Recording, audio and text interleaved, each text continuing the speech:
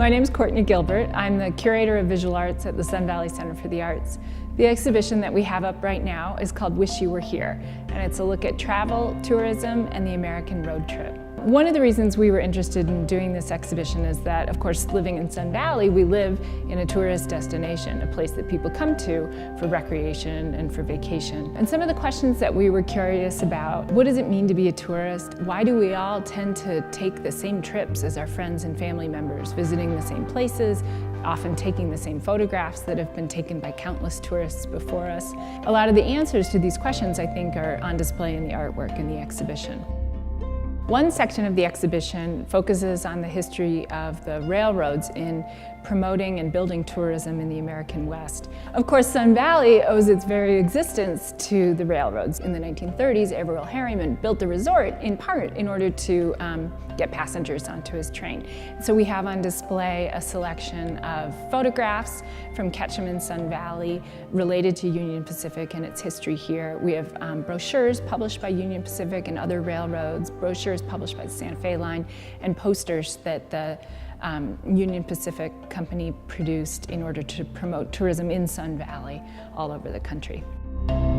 We have work by 6 contemporary artists in the exhibition. One of them is a painter named Karla Wozniak, who lives in eastern Tennessee. One of the things that she's interested in is the fact that often during a road trip, the only thing we see of a place are the kind of strips of hotels, motels, chain restaurants, and stores that line the exits on interstate highways. What's interesting in her paintings is that they're always of specific places, and so I think the regional character of a place comes through not just in the local businesses that may be at these exits, but also the landscape. And that's especially true in her oil paintings, which show that even through this veil of signage and logos, we see the landscape. Minick is a well-known photographer who started a project in 1980 that he calls the Sightseer Series. He was curious about 2 things. One was that his students tended to often all take the exact same photo, but also that there were busloads of tourists who would pull up to scenic overlooks, hop out of the bus, take their photos, get back on the bus. And for him, what the interesting subject matter became not so much this dramatic landscape, but the tourists themselves. So in 1980, he began taking a series of cross-country road trips, visiting kind of classic tourist destinations and making photographs of the tourists at those places. You know, I think sometimes when we visit places, we're distracted by the mundane rather than the majestic aspects of the landscape. Another photographer in the exhibition, Elliot, he's interested in similar ideas. What he found was that a lot of these scenic vistas were established in 19th century landscape paintings. They kind of created the visual definition of what the West looks like. And so when we go to these places, we recreate their images.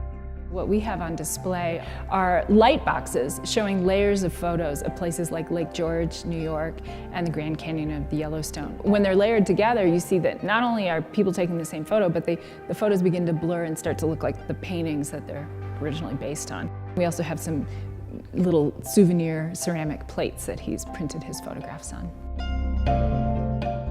Klett has been involved in a project called the Rephotography Project. In the 1970s, he produced this body of work that paired 19th century photographs with contemporary photographs of the same places, showing the way that they had changed. A few years ago, he began a project focused specifically on the Grand Canyon, working with another photographer named Byron Wolfe. So the 2 of them have been taking 19th century photographs and creating contemporary photographs of the same places from the exact same vantage points. They layer them together to give you kind of almost a window into the past, or present the past with little windows into the present.